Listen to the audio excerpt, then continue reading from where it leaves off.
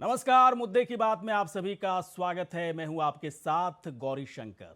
जहां उत्तर प्रदेश को 1 trillion economy की तरफ कैसे बढ़ाना है, कैसे उत्तर प्रदेश में निवेश को बढ़ाना है और निवेश के जरिए कैसे रोजगार को बढ़ाना है, ताकि जो तमाम मुद्दे इस वक्त उत्तर प्रदेश में बने हुए हैं, विपक्ष की तरफ से उठाए जा रहे हैं, उस पर सटीक जवाब कम से कम सरकार की तरफ से दिया जाए। डबल इंजन की सरकार है, बाकायदा सीएम योगी आदित्यनाथ की तरफ से भी कई दावे, पीएम मोदी की तरफ से भी कई दावे, लेकिन आज जो हुआ उत्तर प्रदेश के लिए वो बहुत ही बड़ा काम हुआ। निवेश के अवसर को पूरी तरह से उसका दायरा बढ़ाने की कोशिश हुई। कैसे यहाँ पर अलग अलग सेक्टर्स में कितने पैसे और लगाए जाएं ताकि उत्तर प्रदेश में विकास की रफ्तार को तेज गति दी जाए। ये तमाम ऐसी चीजें हैं कि क्या जो सपना देखा जा रहा है 1 ट्रिलियन इकोनॉमी की तरफ उत्तर प्रदेश को ले जाने की, इस सपने को क्या पूरा किया जा सकता है, क्या आसानी से पूरा किया जा सकता है, या फिर जो चुनौतियां हैं उसे भी ध्यान में रखना काफ़ी ज़रूरी है। कई मेहमान हमारे साथ जुड़ेंगे, पार्टियों के प्रवक्ता होंगे, साथ ही साथ राजनीतिक विश्लेषक, के तमाम लोगों से बातचीत होगी। लेकिन पहले आप सीएम योगी आदित्यनाथ की तरफ से क्या कहा गया, पहले उस सुनते हैं, इसके बाद चलेंगे चर्चा पर।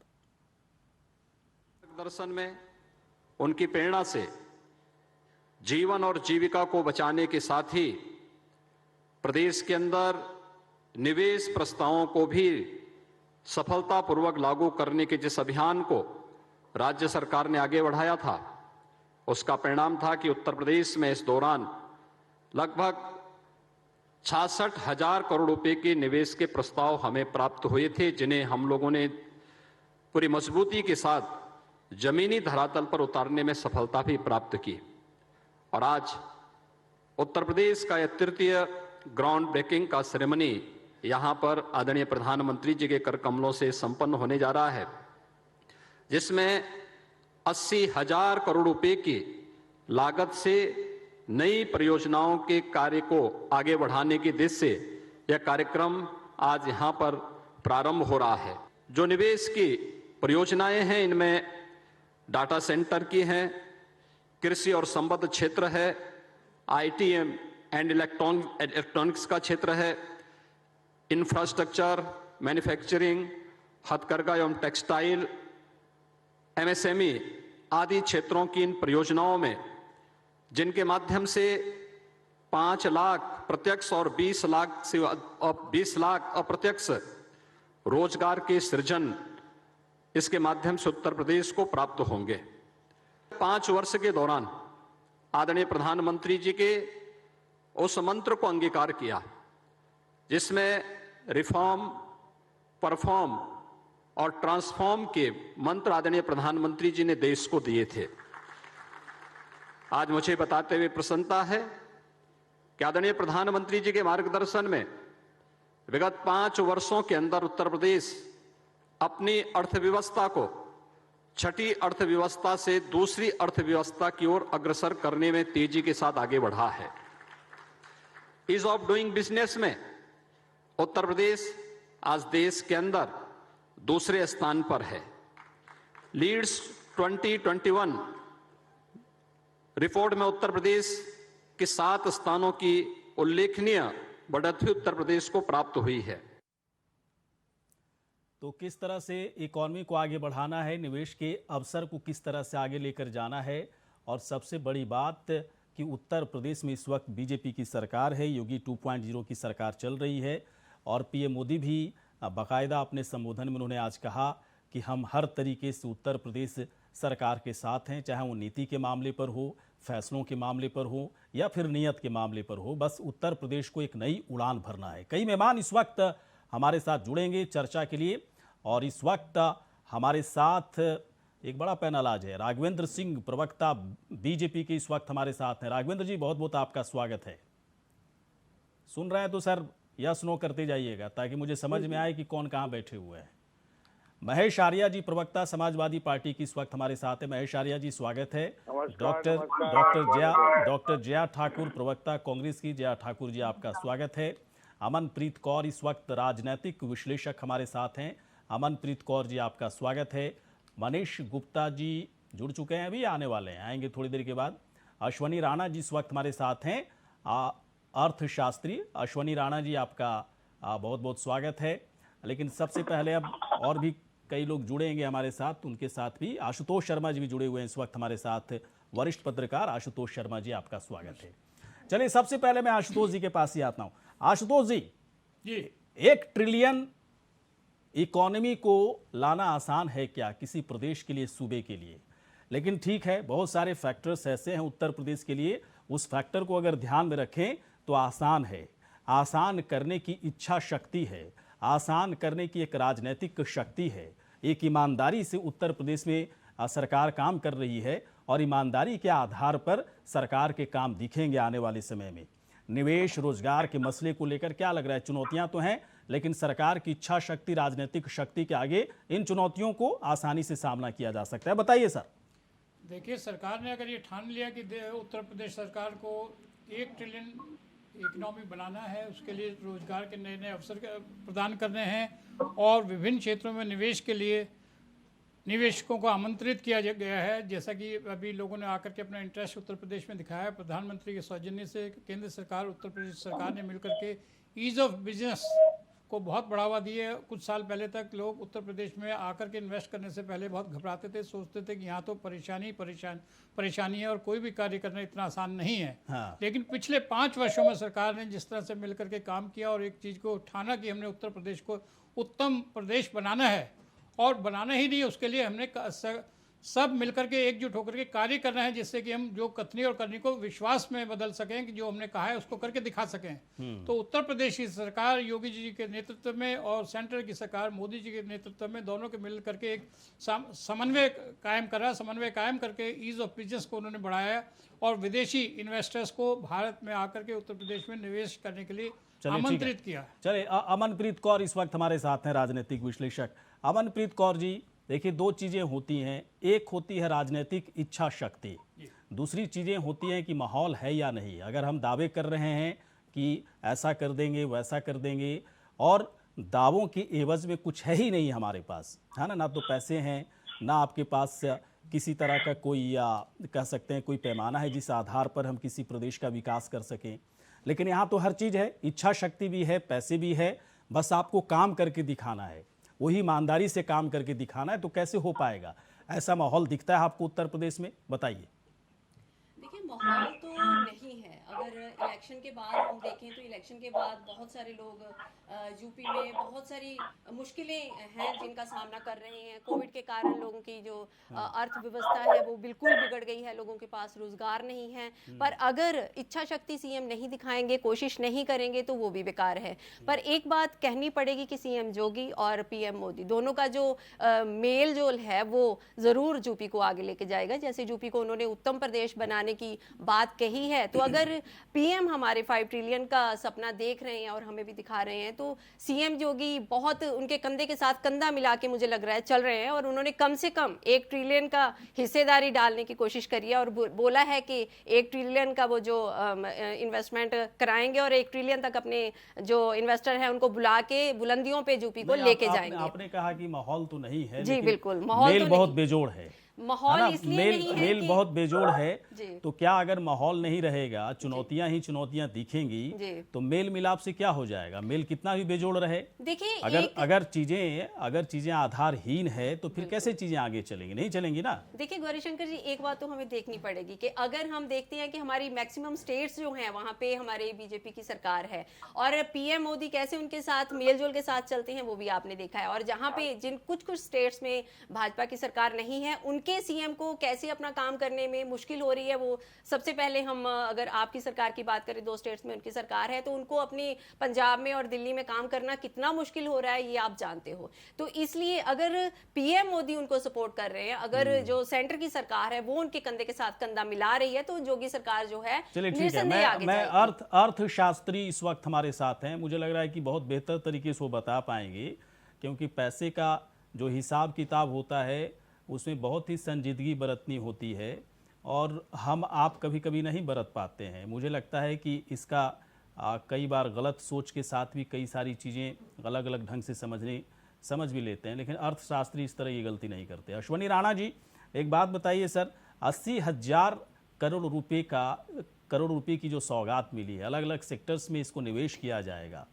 उत्तर प्रदेश में 80,000 करोड़ के निवेश के बाद वाकई में कुछ दिखेगा, कुछ तस्वीर बदली बदली दिखेगी, या फिर कुछ वैसी ही बात है कि सेक्टर को इतना 1,000 करोड़ दे दिया, इतना 1,000 करोड़ दे दिया, इसे इतना 1,000 करोड़ रुपया दे दिया, और ज़मीन पर कुछ चीज़ें दिखती नहीं है ना। ढाक का 3 पात हो जाता है, 1 साल 2 साल 3 साल के बाद फिर लोग याद करते हैं कि फलां टाइम में पीएम मोदी की तरफ से 80,000 करोड़ रुपए की सौगात दी गई, तो क्या हुआ उसका। ऐसा लगता है कि 80,000 करोड़ रुपए को बहुत ही उपयोगी तरीके से इस्तेमाल होगा उत्तर प्रदेश में। तस्वीर कैसी दिखेगी सर, बताइए जरा अश्वनी जी। अश्वनी राणा जी, सुन पाए आप मेरे सवाल को?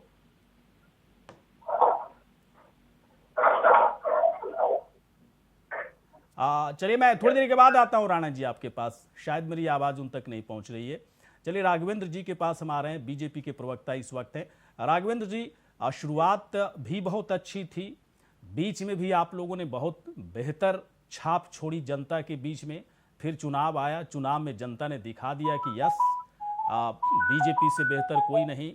और पहले भी 2018 में भी जो एक सम्मेलन किया गया था, वहाँ से बहुत अच्छे फायदे आप लोग को दिखे, और उसी का नतीजा है कि तीसरी बार भी करवाया गया। अब क्या देख पा रहे हैं कि अब कैसे बदलेगी तस्वीर उत्तर प्रदेश की, बताइए जरा। निश्चित रूप से माननीय मुख्यमंत्री गौरीशंकर जी अपने योगी आदित्यनाथ जी हैं, बहुत बड़ा विजन इकोनॉमी आते हैं। राणा जी मैं थोड़ी देर के बाद आ रहा हूं। दरअसल मेरा सवाल नहीं गया था आपके पास, मैं राघवेंद्र जी से सवाल ले रहा हूं, फिर आता हूं आपके पास। बोलिए राघवेंद्र जी। लक्ष्य माननीय मोदी जी ने 5 ट्रिलियन का रखा है, तो हमारे योगी जी ने आवाज इको हो रही है, हमें लग रहा है। अश्वनी राणा जी थोड़ा सा रुकिए, आप अश्वनी राणा जी थोड़ा सा रुकिए, मैं आता हूं थोड़ी देर के बाद। राघवेंद्र जी बात पूरी कीजिए आप। उत्तर प्रदेश में हमारे उत्तर प्रदेश के मुख्यमंत्री माननीय योगी आदित्यनाथ जी ने 1 ट्रिलियन की इकोनॉमी का लक्ष्य रखा हुआ है। हालांकि बहुत बड़ा लक्ष्य है, लेकिन कूद के पांव पालने में नजर आ जाते हैं गौरीशंकर जी। जैसे हमारी 2017 में योगी पार्ट 1 की सरकार बनी थी, हम लोगों ने ग्राउंड ब्रेकिंग सेरेमनी 29 जुलाई 2018 को पहली ग्राउंड ब्रेकिंग सेरेमनी की थी। इसमें लगभग 63,000 करोड़ रुपए से अधिक का निवेश हुआ था। उसके बाद दूसरी ग्राउंड ब्रेकिंग सेरेमनी हुई, जिसमें 67,000 करोड़ से अधिक का इन्वेस्टमेंट हुआ। उसके बाद उत्तर प्रदेश या देश में वैश्विक आपदा आ गई, कोरोना काल, तो उसके बाद कोई इस प्रकार का आयोजन हो नहीं पाया। स्वाभाविक है, इस योगी पार्ट 2 की सरकार में पहली ये ब्रेकिंग सेरेमनी है, तो उसमें 80,000 करोड़ से अधिक की इन्वेस्टमेंट हो गया है। तो निश्चित रूप से हमारे जो कथनी करनी बिल्कुल बराबर है। हम लोगों ने जिस तरीके से उत्तर प्रदेश का विकास किया है, चतुर्मुखी विकास किया है, हम लोगों ने माहौल तैयार किया है, हम लोगों ने उत्तर प्रदेश को अराजकता मुक्त किया है, हम लोगों ने विकास के नए नए आयाम स्थापित किए हैं, बड़े बड़े राजमार्ग बनाए हैं, हम लोगों ने पुल बनाए हैं, लेकिन ये तो आपके दावे हैं ना, ये तो आपके दावे हैं कि आपने ऐसा किया, वो किया, ये किया, वो किया, 80,000 करोड़ रुपया फिर आ गया और निवेश किया जाएगा। अब समाजवादी पार्टी वाले कहाँ मानने के लिए इसको तैयार हैं, या कांग्रेस वाले तो कहते हैं कुछ नहीं किया, समाजवादी पार्टी तो कहती है कि सारा फीता तो हमारा ही किया धरा काट रहे हैं। लेकिन अब मैं जानना चाह रहा था, मैं जानूंगा थोड़ी देर के बाद राघवेंद्र जी आपसे, मैं महेश आर्या जी से जानना चाहता हूँ। महेश आर्या जी, 80,000 करोड़ रुपया उत्तर प्रदेश को ही तो मिल रहा है, जहाँ पर आप राजनीति करते हो, है ना। उत्तर प्रदेश का विकास होगा तो 80,000 करोड़ रुपए का स्वागत कीजिए, आप लोग क्यों नहीं कर रहे हैं? नहीं, बिल्कुल। देखिए, समाजवादी पार्टी सकारात्मक विचारधारा में बिलीव करती है। हाँ। और निश्चित रूप से जो मेहमान अगर बुलाए रही है केंद्र सरकार या उत्तर प्रदेश की सरकार, उनका भी स्वागत हम कर रहे हैं कि वो आए, हमारे स्टेट में निवेश करें, हमारे प्रदेश का विकास हो। लेकिन जो डबल इंजन की सरकार, इससे पहले केंद्र की सरकार को 8 साल पूरे हो गए हैं और स्टेट की सरकार को 5 साल पूरे होकर 6वें साल हो गए हैं। तो मैं समझता हूँ कि गरजते हैं बादल, बरसते नहीं हैं। सोते बादल कभी बरसात नहीं किया करते। अभी इतना कार्यकाल हो गया, इससे पहले जो इन्वेस्टमेंट मीट हुई है, उनका कोई आंकड़ा दे कि कौन सी कंपनी आई और कितना उन्होंने इन्वेस्ट किया और उसके क्या परिणाम निकले। खाली हमारी सरकार के बनाए हुए रोड को फीता काटने से और मेट्रो को फीता काट देने से विकास काम नहीं हो जाता। तो निश्चित रूप से पूरी तरह से जिस स्टेट में पुलिस की मौजूदगी में व्यापारियों की हत्या होती है होटलों में, क्या कोई व्यापारी यहाँ इन्वेस्ट करना पसंद करेगा?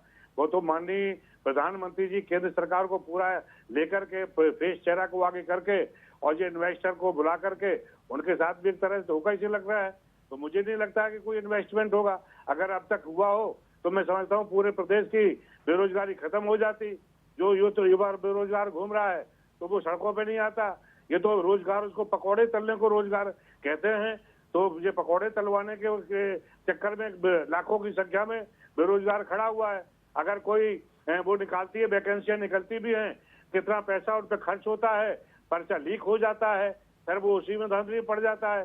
आज तक 5 साल से ऊपर हो गया स्टेट गवर्नमेंट को, अभी तक ये आंकड़ा नहीं दे पाई है कि सरकारी नौकरी में और कौन विभागों में कितने कितने इन्होंने भर्तियां की हैं।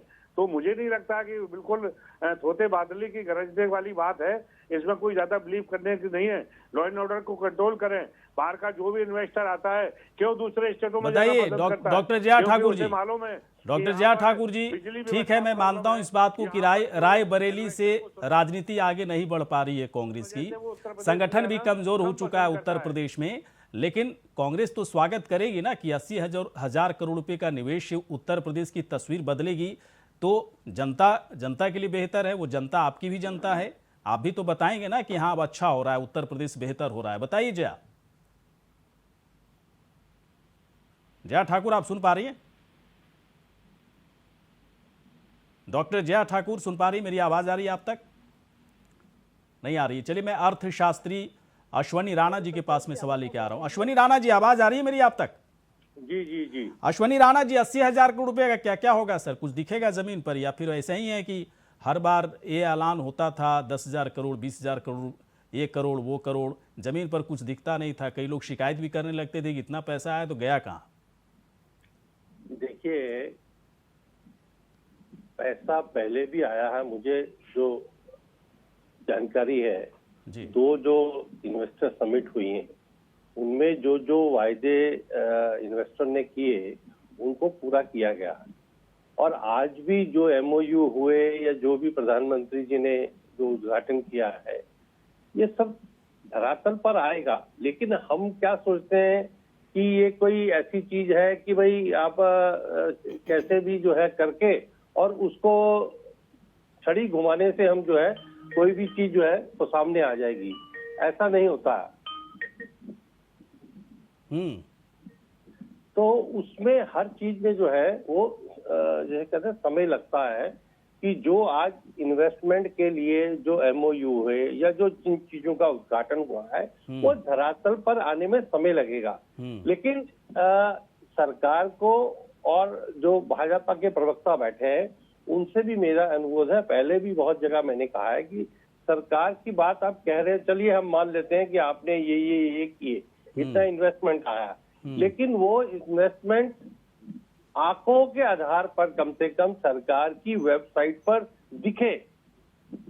तो जो लोग कह रहे हैं कि नहीं आया तो वो जाके वहां पे कंफर्म कर सकते हैं। और जो इन्वेस्टर आज यूपी में आ रहा है तो मुझे लगता है कि उनको कुछ तो दिखा होगा कि यूपी के अंदर कोई लॉ एंड ऑर्डर की व्यवस्था अच्छी हुई है या वहाँ कोई भी जो भी तो है ना, मतलब आप मानते हैं ना अश्वनी राणा जी की बिल्कुल पैरामीटर सही है, इस निवेश की जरूरत है, यहाँ पर जरूरत है। लेकिन सरकार को भी चाहिए कि जनता को और बाकी जो दल है उनको समझाने के लिए वो एक अपनी वेबसाइट के ऊपर ये सारी जानकारी दें। हाँ, कि कहाँ कितने लोग आए, कहाँ आए, पैसा, बिल्कुल बहुत सही चीज आपने उठाया राणा जी, बहुत सही चीज आपने उठाया कि अगर 80,000 करोड़ रुपया आ रहा है तो कहाँ निवेश हुआ और उस निवेश से कितनी तस्वीर बदली हुई। बिल्कुल, मैं आता हूं सर, मैं राणा जी मैं थोड़ी देर के बाद आऊंगा। डॉक्टर जया ठाकुर सुन पा रही हैं आप?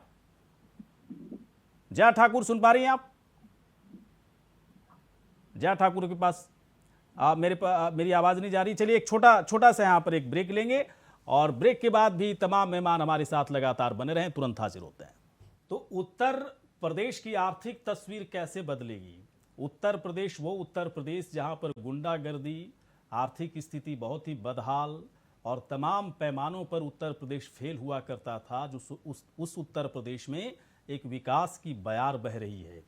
और वही बयार तब जब 2017 में योगी सरकार अपनी इच्छा शक्ति से कई चीज़ों को बदलने की उसने एक तरह से ठाना, लेकिन क्या ये इच्छा शक्ति बरकरार है, राजनीतिक इच्छा शक्ति बरकरार है, या सिर्फ निवेश के नाम पर पैसे तो आ रहे हैं लेकिन ज़मीन पर उसका कोई असर नहीं दिख रहा है? बीजेपी दावा कर रही है, दिख रहा है। चलिए, कई मेहमान इस वक्त हमारे साथ है। जया ठाकुर, डॉक्टर जया ठाकुर कांग्रेस की इस वक्त हमारे साथ प्रवक्ता जुड़ी हुई है। जया ठाकुर, आवाज़ आ रही है मेरी आप तक? जी। मैं पहले भी 2 बार आपके पास आने की कोशिश किया लेकिन आवाज़ नहीं आई। जया ठाकुर, एक बात बताएं, ठीक है, रायबरेली तक आप लोगों की राजनीति उत्तर प्रदेश में सीमित हो गई है, जितने के लिहाज से अगर बात करें तो। वैसे संगठन के लिहाज से कहें तो पूरे देश में आप लोगों की राजनीति चल रही है, लेकिन उत्तर प्रदेश में कांग्रेस का संगठन बहुत ही कमज़ोर है।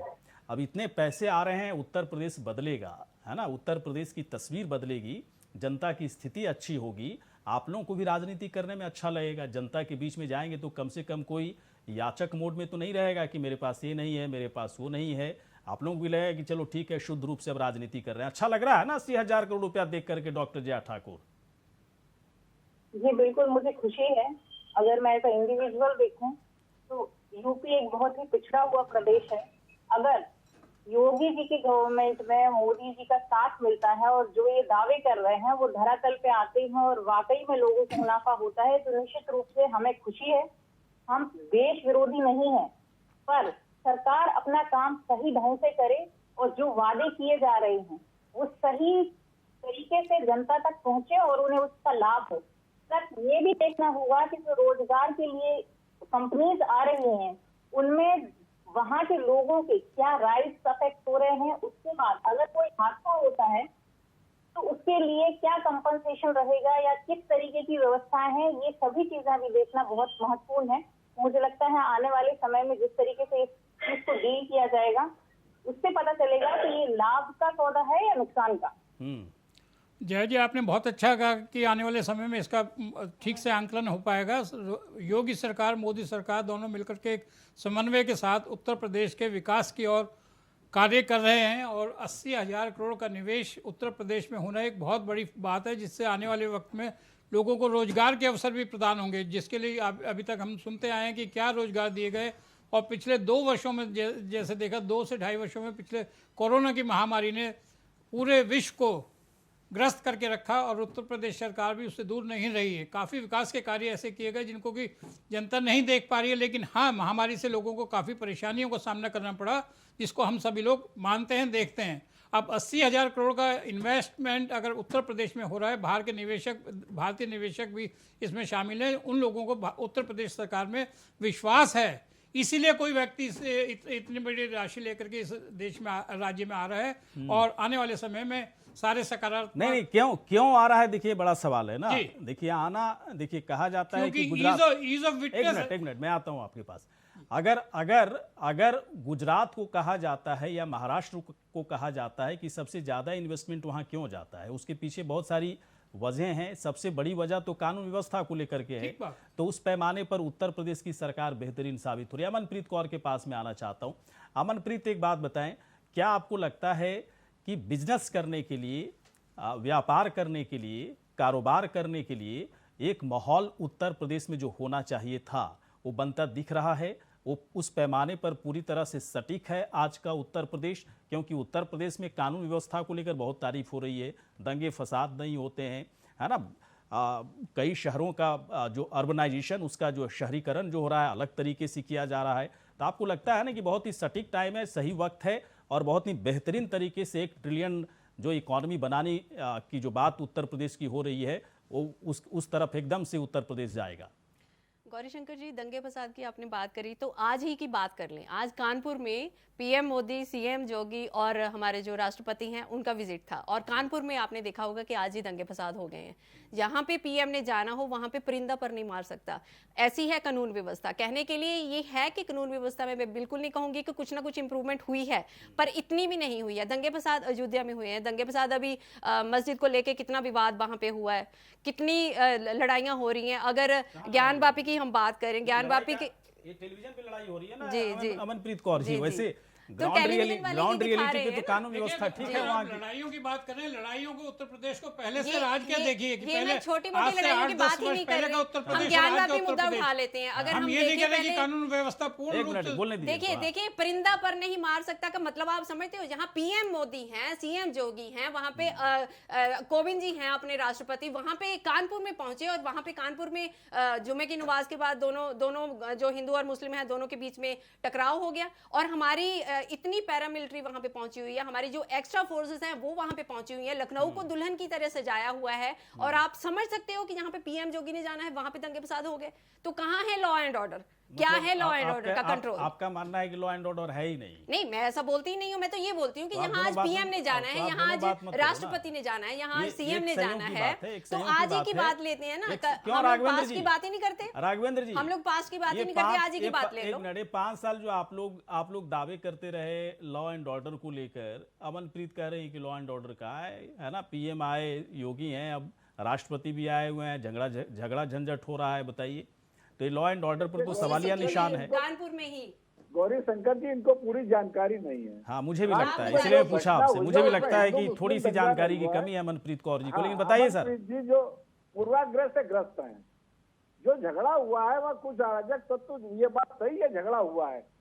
दुकान बंद कराने को लेकर के झगड़ा हुआ है। उसके बाद पुलिस ने उसको वातावरण विभाग ठीक कर दिया। दुकान अब ये कौन उत्तर करवा रहा प्रदेश था, की क्यों विकास करवा रहा था, ये अब मेरी बता बात दीजिए होने साथ में। दीजिए। लेकिन अमनप्रीत अब जी, मेरी क्या बात होने क्या दीजिए। क्या इस छोटी सी बात को ये 80,000 करोड़ में जोड़ेंगे? ऐसा 80,000 की बात ऐसा कर लेते ऐसा हैं। तो चलिए, महाराष्ट्र में दिल्ली होता चलिए, होगा, 80,000 की बात कर गुजरात लेते में हैं। दिल्ली होता होगा। ये गौरी शंकर लेकिन जी, ये लेकिन मुझे third- बताइए, गौरी शंकर जी, मुझे गौरी बताइए शंकर कि जी, हम- आप दिल्ली में रहती हैं, बिल्कुल। दिल्ली का माहौल और उत्तर प्रदेश में मैं रहता जी। हूँ, मैं दिल्ली में भी रहा हूँ, जी। दोनों के माहौल में आज की तारीख में बिल्कुल। बड़ा फर्क मैं देखता हूँ। उत्तर जी। प्रदेश में कम से कम, देखिए मैं कोई तारीफ नहीं कर रहा जी, जी, हूँ जी। या फिर किसी का फेवर नहीं कर रहा जी, हूँ, बिल्कुल। लेकिन कानून व्यवस्था में अगर छोटी मोटी लड़ाई झगड़े ये सब झंझट, उसको कानून व्यवस्था में नहीं जोड़ा जाता है। जी, जी। मुझे नहीं लगता है चलिए- कि चलिए इस अगर बात को ऑर्गेनाइज्ड छोड़ दीजिए। क्राइम हो रहा चलिए इस बात को है, छोड़ बड़े बड़े दीजिए। क्राइम कि किए जो जा पहले रहे हैं, organized- आप ये बात सोचिए कि ये आज जो है थर्ड ग्राउंड ब्रेकिंग जो आज सेरेमनी हुई है, ये हुई है। फर्स्ट भी हो चुकी, सेकंड भी हो चुकी। एक में 61,000 करोड़ की इन्वेस्टमेंट हुई है, दूसरी में 64,000 करोड़ की इन्वेस्टमेंट हुई। आज की 80,000 करोड़ की इन्वेस्टमेंट हुई है। 500 करोड़ की जो ऊपर के टर्नओवर की कंपनी है वो 30 आई हैं, और जो 100 से 499 के बीच में जो कंपनीज हैं वो कम से कम 108 कंपनीज आई हैं। इतनी कंपनीज को इनविटेशन दिया गया है और उनमें बाहर से कोई कंपनी नहीं आई है। हमारे पीएम हमेशा जब फॉरेन में जाते नहीं, हैं तो कहना क्या चाह रही हैं? बोलते हैं कि मैं इन्वेस्टर्स को नहीं, बुला रहा हूं, क्योंकि कहना पूरा क्या चाह देश रही जो हैं? बोल रहा है आप कि कहना चाह रही हैं अंबानी कि और बाहर से कोई अडानी नहीं को। आया, केवल भारतीय निवेशक उत्तर प्रदेश में आ रहे हैं। तो आप पूरी निवेशक- बात तो सुनिए, आप मैं- पूरी बात तो हाँ, सुनिए। नहीं, पूरी बात अगर कीजिए, जल्दी अगर कीजिए। अगर अगर भारतीय लोग आ रहे हैं उसमें भी कोई दिक्कत वाली बात नहीं है, पर यूपी में आप ये देखिए कि जो पहले दो इन्वेस्टमेंट इतनी हुई है, उसका जो रिजल्ट है वो धरातल पे आया है क्या? वहां पे क्यों? अगर ये बाहर बोलते कार्य नजर हैं, नहीं आते उत्तर प्रदेश में। राघवेंद्र जी बताइए, आप ये बताइए कि धरातल अगर पर- इतनी बेरोजगारी थी, आप लोग धरातल भूल गए पर- क्या? एक गंगा मिनट, एक में मिनट, लाशें एक तैर मिनट, रही थी, एक वो मिनट। क्यों तैर रही थी? आज जो नहीं, इतना नहीं। पैसा लखनऊ में आप दुल्हन की तरह उसको आप सजाया गया राजनीतिक है, विश्लेषक हैं उसको अमनप्रीत कौर बिल्कुल जी, तो बिल्कुल मुझे लगता है कि थोड़ा सा दोनों पक्ष को बात करके रखना पड़ेगा। राजनीतिक विश्लेषक, किसी बिल्कुल, पार्टी के बिल्कुल। नेता थोड़े ही आप हैं। बिल्कुल राघवेंद्र जी हैं, बिल्कुल। बताएंगे। आप पूरी बात नहीं सुनते, आप पूरी बात नहीं सुनोगे तो क्यों आपको नहीं कैसे क्यों पता नहीं सुनेंगे? चलेगा? आपकी जी, पूरी बिल्कुल। बात सुन रहे हैं, आप तो जो कह रही हैं, आपको मैं पूरा आप बता जो तो कह रही रही हैं हूँ। उसका जवाब ले रहे हैं। राघवेंद्र जी बताइए, जी, जी। इतनी हम बता इतनी रहे हैं, कंपनियों गौरव की सूची जारी कर दी गई, क्या दिख रहा है जमीन पर? जब विपक्ष कह रहा है कि रोजगार नहीं है, जब विपक्ष कह रहा है महंगाई बढ़ रही है, जब विपक्ष कह रहा है कि पूरी कानून व्यवस्था है ना चरमराई हुई है, विपक्ष कह रहा है कि कोई इच्छा शक्ति नहीं है, बस ड्रामा चल रहा है उत्तर प्रदेश में धर्म के नाम पर, विपक्ष तो ये की 80,000 कहने की करोड़ बात नहीं है, प्लान होता हम सबने देखा है। 80,000 करोड़ रुपया लगा लो या फिर 1,00,000 करोड़ रुपया लगा लो, क्या फर्क पड़ जाएगा? लेकिन निवेश करने वाले आ रहे हैं, कर रहे हैं निवेश, रोजगार मिल रहा है क्या राघवेंद्र जी?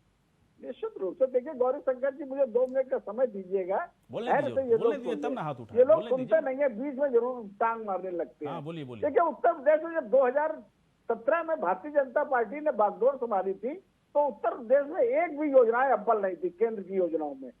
जब हमारी 2000 कोरोना काल के बावजूद 2021 में हमारी सरकार गई, योगी पार्ट 1 की, योगी पार्ट 2 से पहले हमारी 44 केंद्रीय योजनाओं में उत्तर प्रदेश सरकार नंबर 1 पे काम कर रही थी। जब समाजवादी पार्टी की सरकार उत्तर प्रदेश में 2017 में काम किया था तो बेरोजगारी दर 17.5% थी। और भारतीय जनता पार्टी ने जब 2021 में अपनी बागडोर छोड़ी, मतलब योगी पार्टी बन की, तो बेरोजगारी दर उत्तर प्रदेश की 4.5% थी। ये भारतीय जनता पार्टी की नहीं है, ये centre for monitoring Indian economy की रिपोर्ट है। हम लोगों ने जिस प्रकार से काम किया, अभी हमारे समाजवादी पार्टी के प्रवक्ता महोदय बोल रहे थे कि आंकड़े नहीं उपलब्ध है किस विभाग में कितनी नौकरी हुई। श्रीमान जी जरा पढ़ लिया करिए। 4.5 लाख से ऊपर भारतीय जनता पार्टी ने योगी पार्ट 1 में नौकरी दी थी, जिसमें 1.5 लाख पुलिस विभाग में थी और 1 लाख शिक्षकों को नौकरी हुई थी। 4.5 लाख से ऊपर सरकारी नौकरी हुई थी। समाजवादी पार्टी ने पूरे 5 साल सरकार चलाई थी, तो मात्र 1,99,000 सरकारी नौकरी दी थी। हम लोगों ने पिछली बार योगी पार्ट 1 की बात करें, सिर्फ रोजगार की बात कर रहे हैं, ओडीओपी के माध्यम से 5,000 करोड़ का ऋण दिया था गौरी शंकर जी, जिसमें 25 लाख लोगों को रोजगार उपलब्ध हुए थे। क्या महेश आर्या जी, में हम लोगों ने 2.5 करोड़ आंकड़े आपको दुरुस्त लग रहे हैं सब? निश्चित ही सरकारी आंकड़े हैं गौरी शंकर महेश आर्या जी, सरकारी आंकड़े तो आप लोग बोलते बोलते प्रकाशित करते करते थक गए, तभी महेश आर्या जी मानने के लिए तैयार नहीं है। जया ठाकुर भी नहीं मानेंगी। नहीं, अभी गौरी शंकर बोलिए महेश आर्या जी, आंकड़े दुरुस्त लगते हैं आपको? आवाज ही नहीं आ रही उनकी। जया ठाकुर जी, अब इनकी आवाज तो गायब हो गई है गौरी शंकर। डॉक्टर जया ठाकुर जी बताइए। जारी करिए, उसको वेबसाइट पे लगाइए, जिससे कि आम नागरिक, आम जनता प्रदेश की जान सके। पहले जो कोरोना काल में हमारे जो सबसे बड़े अडानी, सबसे बड़े पूंजीपति हैं, कितना उनका कहां से गरीब जो मिडिल क्लास उनकी जेब के पैसे के लिए का खाना उनके पता नहीं कहाँ बैठे हुए हैं महेश आर्या जी। आप टेलीविजन चैनल पे बैठ करके डिस्कशन में, डिबेट में भाग ले रहे हो। थोड़ा आप ढंग से पहले कैमरा तो रख लीजिए भाई साहब। महेश आर्या जी, कैमरा आपका ना चेहरा दिख रहा है ना आवाज इको कर रही है, उसको सही कीजिए, इसके बाद मैं आ पाऊंगा। ऐसे डिबेट में क्या सुन पाएगा दर्शक। जया ठाकुर बताइए, ये सब आंकड़े कितने दुरुस्त लगते हैं आपको, और जो किया जा रहा है ये सब क्या लगता है कि ऐसा ही है, बस हवाबाजी हो रही है? जी देखिए, अभी फिलहाल तो ये सिर्फ हवाबाजी लग रही है, क्योंकि वास्तविक जो स्थिति है यूपी की वो किसी से छुपी नहीं है, चाहे वो लॉ एंड ऑर्डर हो। निश्चित रूप से इम्प्रूवमेंट आया है, नहीं ऐसी बात नहीं है सर, ऐसा है इम्प्रूवमेंट आया है, आई एग्री, बट जिस तरीके के वादे किए जा रहे हैं उस लेवल पे नहीं आया है। तो ये जो स्टैटिक्स है वो मुझे लगता है उतने सही नहीं है। उसके बाद जो इन्वेस्टमेंट के लिए रुपए आने वाला है, उसमें ये देखना सरकार को ये बहुत जरूरी है कि इसमें जो आम आदमी के राइट्स हैं वो अफेक्ट ना हो, क्योंकि इससे पहले भी भोपाल गैस ट्रेजेडी आप सभी ने सुनी होगी, उसमें बहुत बड़ा हादसा हुआ था। तो फॉरेन कंट्रीज से भी इन्वेस्टमेंट आ रहे हैं, उसमें हमारी सेफ्टी किस उस पे रखी जा रही है, ये बहुत देखना आवश्यक हुआ, क्योंकि यूपी की जो पॉपुलेशन है वो बहुत ज्यादा एजुकेटेड नहीं है। तो वहां पे किस तरीके से वो मैनेज कर रहे हैं कि लोगों को नुकसान कम हो और मुनाफा ज्यादा हो। तो ये सरकार के लिए बहुत बड़ा जो है चैलेंज होगा आने वाले समय में। आप मानती हैं डॉक्टर जया ठाकुर की चुनाव के वक्त में जो रोजगार पर किताब लिखा गया था आप लोगों की तरफ से, रोजगार संहिता, महंगाई संहिता, है ना, महिला सशक्तिकरण संहिता, इन सबों पे अब बेहतर तरीके से काम होगा। भले आपकी सरकार नहीं आई, लेकिन अब योगी सरकार की तरफ से तमाम ऐसी बातों को पूरा किया जाएगा जो संहिता में लिखी गई थी। लगता है आपको? देखिए, निश्चित रूप से ऐसा है कि अगर इन चीजों पे काम हो, चाहे कोई भी करे, तो हम लोगों को बहुत खुशी होगी। चलिए ठीक है, कांग्रेस पार्टी खुश हो रही है, इससे बेहतर और क्या हो सकता है। अश्वनी राणा जी के पास आ रहे हैं। अश्वनी राणा जी, बहुत ईमानदारी से बताइए, है ना? नहीं ठीक है, अगर कांग्रेस पार्टी खुश हो रही है 80,000 करोड़ रुपया से, तो मुझे लगता है राघवेंद्र जी को भी बहुत खुशी हो रही होगी, और क्या चाहिए। महेश आर्या जी थोड़े जल रहे होंगे कि पता नहीं कांग्रेस पार्टी, अच्छा हुआ कांग्रेस पार्टी से अलायंस नहीं किए थे। रह करके लोग ना कुछ बयानबाजी ऐसा कर देते हैं कि समाजवादी पार्टी कंफर्टेबल फील नहीं करती। अर्थशास्त्री, एक मिनट सर रुकिए। अश्वनी राणा जी एक बात बताइए सर, सही बताइएगा सर थोड़ा सा, क्या किसी राज्य, किसी सूबे में इन्वेस्टमेंट के लिए जो पैमाना होना चाहिए, पहले तो बताइए सर पैमाना क्या क्या होना चाहिए, उसके आधार पर उत्तर प्रदेश में वो चीजें हैं या नहीं है, थोड़ा सा उसको बताइए सर। जो है देखिए, जो आपने बात कही, मैं वही कहने जा रहा था कि जो पैमाने एक इन्वेस्टर को चाहिए वो क्या है कि वहां पर ईज ऑफ डूइंग बिजनेस हो, हाँ, आसानी से वो व्यापार कर सके। अगर उसको जमीन चाहिए तो जमीन आसानी से उसको मिल सके, सुरक्षा की व्यवस्था हो, लॉ एंड ऑर्डर वहां पर ठीक हो, इंफ्रास्ट्रक्चर हो। नहीं ताकि तो हो नहीं अश्वनी राणा जी, हो नहीं है, क्या क्या है बताइए। नहीं, मैं तो इसलिए बता, आपने पूछा ना कि एक इन्वेस्टर को क्या चाहिए, हाँ, तो वो बता रहा हूँ। हाँ, यूपी में सरकार ने, मुझे लगता है, ये सारे पैमानों पर काम करके दिखाया है, जिसके कारण से इतने इन्वेस्टर यूपी में आ रहे हैं। अभी आप देखिए, मैं कोई पॉलिटिकल बात नहीं कर रहा हूँ, लेकिन हमारे जो समाजवादी के लोग एक ही हाईवे की बात करते थे, हाँ जी, कि लेकिन इस सरकार के आने के बाद आज 5 से 6 हाईवे जो है सरकार ने ऐसे बनाया कि कनेक्टिविटी बढ़ गई है। कितने एयरपोर्ट बन गए, वो भी एक आपकी व्यवस्था हुई कि भाई आने जाने में, भाई इन्वेस्टर को आना है तो उसको वहां लेके जाना है, उसके लिए भी उसकी सुविधा है, लॉ एंड ऑर्डर की सुविधा है। तो ये सारी चीजें रोजगार के लिए, जो लेबर है, जो वर्कर है, वो अवेलेबल हो, वो भी वहाँ अवेलेबल है। और जो सरकार ने 1 डिस्ट्रिक्ट 1 प्रोडक्ट की बात की है, उसके कारण से भी उनको अगर रॉ मटेरियल वहां से कुछ चाहिए, कुछ ऐसा सामान चाहिए जो वहां पर लोकल बनवाना, वो भी सुविधा ऊपर अवेलेबल है। तो ये सारी चीजों को देखते हुए इन्वेस्टर वहां आ रहा है। और हम सोचते हैं कि आज इन्वेस्टमेंट का MOU हुआ इन्वेस्टर का, और कल से वो, अरे एक फैक्ट्री लगाने के लिए एक ने कहा कि मैं एक फैक्ट्री लगाऊंगा, उसमें समय लगता है, फैक्ट्री लगेगी, फिर उसमें ऐसा तो है नहीं कि 80,000 करोड़ रुपया आ गया और एकदम से कल से उत्तर प्रदेश की तस्वीर बदल जाएगी। पिछले 2 समिट में जो इन्वेस्टमेंट के इन्वेस्टर मतलब राणा साहब, आप मानते हैं ना कि जो पैमाने होने चाहिए बिजनेस करने के लिए, किसी सूबे की विकास के लिए, उसकी तस्वीर को बदलने के लिए, उस पैमाने पर योगी सरकार, खासतौर पर योगी 2.0 की जो सरकार है, वो सटीकता से काम कर रही है। आप मानते हैं सर इस बात को? कांग्रेस की प्रवक्ता कह रही थी कि जो लेबर है, जो वर्कर है, जो वहां काम करेगा, उसकी भी सुरक्षा जो है वो उन उद्योगपतियों को देखनी होगी कि उसको ठीक जो है वर्किंग आवर्स में काम लिया जाए, उचित उसको जो है मानदेय मिले, मतलब उसका एक्सप्लॉयटेशन जो है लेबर का, वो उद्योगपति ना करें। हाँ। ये जरूर सरकार को इसमें देखना चाहिए। चलिए आशुतोष जी के पास में आ रहा हूं। आशुतोष जी, ऐसा क्यों लगता है आपको कि जो इस वक्त वहां पर काम चल रहा है, उस काम में चुनौतियां कम दिख रही हैं? क्योंकि जो डबल इंजन की सरकार है, इसकी बदौलत सूबे में विकास को करना अब आसान हो जाएगा। चुनौतियां कम क्यों दिखती हैं आपको, जबकि पूरा विपक्ष मजबूत है? समाजवादी पार्टी इस बार काफ़ी मजबूत है, वो किसी मुद्दे को छोड़ना नहीं चाहेगी, सदन से लेकर सड़क तक। तो क्यों ऐसा लगता है कि ये निवेश के लिए, रोजगार के लिए एक माहौल बनाना बहुत आसान है उत्तर प्रदेश में? ऐसा लगता है, क्यों है आपको? देखिए, मैं अभी जय ठाकुर जी को बड़े ध्यान से सुन रहा था। उन्होंने कहा कि विकास होता हुआ दिख रहा है। ये बहुत अच्छी बात है कि उन्होंने इस बात को माना कि विकास होता हुआ दिख रहा है, लेकिन विकास की दर, लगता है जय ठाकुर भूल गई कि वो प्रवक्ता है कांग्रेस की, पता नहीं शायद। मैं उनको धन्यवाद करता हूँ कि उन्होंने सच्चाई को स्वीकारा। हो सकता है देखिए, कोई व्यक्ति अगर अच्छी बात कह रहा है, मैं उसे स्वीकार करना चाहिए, और मैं उनका धन्यवाद कहता हूँ। तरक्की करी थी योगी सरकार ने, तो जब अखबारों में इश्तेहार दे रहे थे वो वोटिंग से पहले, तो उनको कैलकाटा का माँ ब्रिज क्यों दिखाना पड़ा, उनको अमेरिका का ब्रिज क्यों दिखाना पड़ा? अपनी जो उपलब्धियां वो गिना रहे थे, इतना बड़ा उन्होंने इंग्लिश के अखबार में इश्तेहार दिया था, तो माँ ब्रिज की फोटो क्यों लगानी पड़ी? ऐसा ही अगर प्रोग्रेस करी थी तो यूपी का कोई भी जगह नहीं मिली उनको फोटो लगाने के लिए। देखिए, यूपी में बहुत से स्थल हैं दिखाने के लिए दिखाए जा सकते थे, लेकिन उन्होंने उनको कंपैरिजन करा कि उधर देखिए और इधर देखिए। कंपैरिजन नहीं करा, उन्होंने बोला ये हमारी अचीवमेंट्स हैं, हमने ये यूपी में करा, अरे तो यूपी में होने वाली अचीवमेंट्स को भी देखिए। लोगों को लालच दिया, लोगों से वोट बटोरे, जब जीत गए उसके बाद लाभ भारती बंद कर दिया। योगी मोदी भक्त नहीं है, लेकिन जो कार्य हो रहा है उसको देखिए आप। ये गलत तथ्य है, ये गलत बात है, ये तथ्य ही गलत है आपका।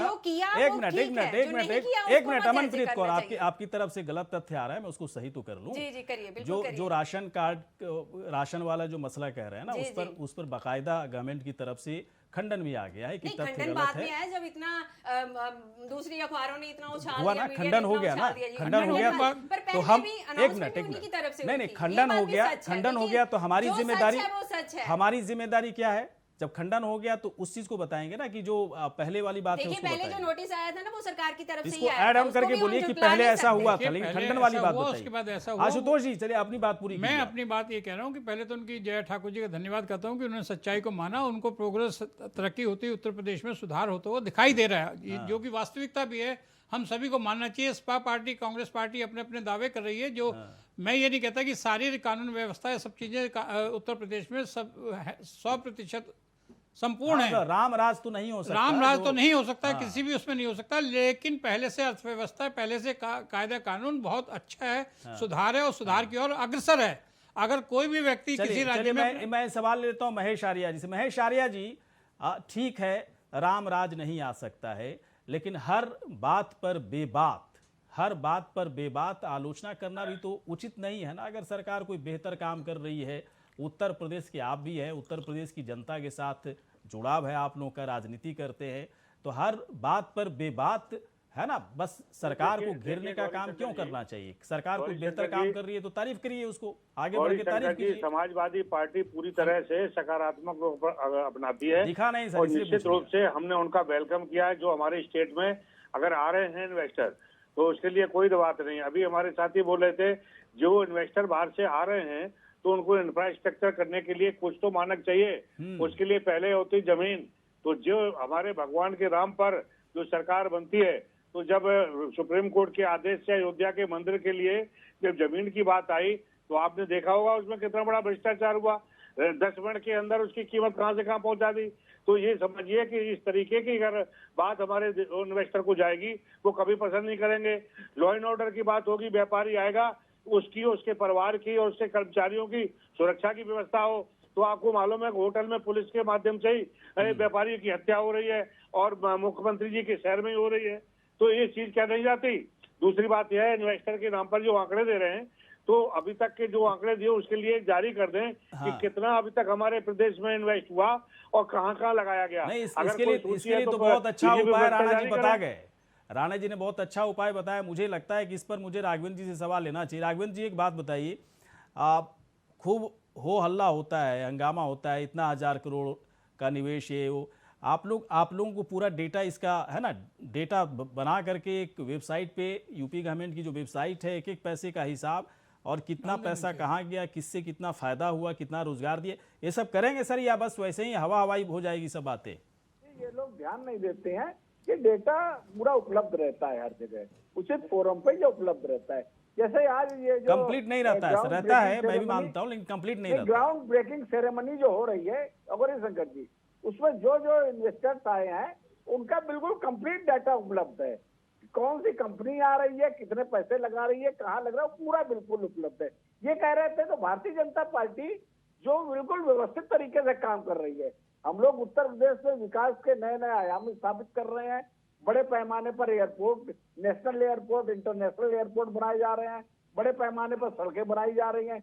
बड़े पैमाने पर अराजकता खत्म की जा रही है। बड़े पैमाने पर लोकल रोडें बनाई जा रही है। हमें याद है समाजवादी पार्टी की सरकार अभी अराजकता की बात कर रहे थे। हम लोगों ने जिस प्रकार से उत्तर प्रदेश को दंगा मुक्त किया, जिस प्रकार से अराजकता मुक्त किया, जिस प्रकार से गुंडागर्दी मुक्त किया, जिस तरीके से माफियागिरी से मुक्त किया, वह एक इतिहास हो गया है। भारतीय जनता पार्टी की उत्तर प्रदेश की सरकार ईमानदारी से काम कर रही है और चतुर्मुखी विकास कर रही है। चलिए ठीक है, चलिए ठीक है, मैं मान लेता हूं बीजेपी का अपना स्टैंड है, मैं मान लेता हूं कि आप लोग काम कर रहे हैं। समाजवादी पार्टी का भी अपना स्टैंड है। डॉक्टर जया ठाकुर से एक सवाल मैं पूछूंगा, इसके बाद मनप्रीत के पास हम आएंगे। जया ठाकुर, एक बात बताएं, कांग्रेस पार्टी, ठीक है, मैं ये नहीं पूछ रहा हूं कि कांग्रेस क्या करेगी नहीं करेगी, आप आलोचना करें, आलोचना करने की स्थिति में नहीं हो आप लोग उत्तर प्रदेश में, लेकिन एक बात बताइए, तरीका तो यही होता है ना, कहीं भी किसी निवेश को बढ़ाने का तरीका तो यही होता है कि थोड़ा सा इकोनॉमिक समिट करा लो, है ना, इस तरह का कुछ बड़ा सम्मेलन करा लो, बड़े निवेशकों को बुलाओ, उसको लुभाने की कोशिश करो। ये तरीका तो ठीक है, इस तरीके में क्या दिक्कत है? इस पर सवाल उठाने का क्या मतलब हो गया? और आपकी सरकार में भी क्या इससे कुछ अलग तरह के तरीके होते थे क्या निवेशकों को बुलाने का? बता दीजिए, तो शायद उत्तर प्रदेश की सरकार उसको ही फॉलो कर लेगी, सुधार हो सकता है इसमें। नहीं सर, तरीका इतना सही है, पर मुझे लगता है जिस तरीके से ये अपने काम गिना रहे हैं और जितनी वाहवाही करते हैं, वो उस लेवल पे नहीं होता है। मैं ये नहीं कह रही हूँ कि होता नहीं है, निश्चित रूप से होता है। अगर नहीं होता डॉक्टर जया ठाकुर, अगर नहीं हो, देखिए मैं आपत्ति करता हूँ इस चीज पे, अगर नहीं होता तो दोबारा इस सरकार को जनता वोट क्यों करती? ये बड़ा सवाल है ना। और इस पर भी अगर कोई सवाल उठाता है तो फिर मुझे लगता है कि फिर तो आप मैंडेट पर सवाल उठा रहे हैं, है ना, जनता का जो मैंडेट है उस पर सवाल उठा रहे हैं, तब तो फिर आपको चुनाव आयोग पर भी सवाल उठाना चाहिए, लोकतंत्र पर भी सवाल उठाना चाहिए कि हमारे देश में लोकतंत्र क्यों है। बताइए जरा मनप्रीत जी, लोकतंत्र अपने देश में है, उस पर भरोसा करती है नहीं करती हैं आप? या फिर चुनाव आयोग भी गलत है, चुनाव भी गलत है, जनता का मैंडेट भी गलत है, और सब कुछ गलत गलत गलत गलत इतना गलत हो रहा है कि उत्तर प्रदेश तो बस, है ना, मरणासन स्थिति में है। आपको लगता है अमनप्रीत ऐसा ही कुछ स्थिति है उत्तर प्रदेश में? बिल्कुल नहीं, लोकतंत्र सही जा रहा है, पीएम सही जा रहे हैं, सीएम सही जा रहे हैं। मैं तो आपको बोल रही हूँ कि अगर पीएम ने 5 ट्रिलियन का सपना देखा है तो जोगी ने कम से कम उनके साथ कंधे से कंधा मिलाया है, उन्होंने भी मेहनत करी है, उन्होंने एफर्ट्स करी हैं, और कम से कम वो 1 ट्रिलियन का हिस्सेदारी डाल रहे हैं उसमें।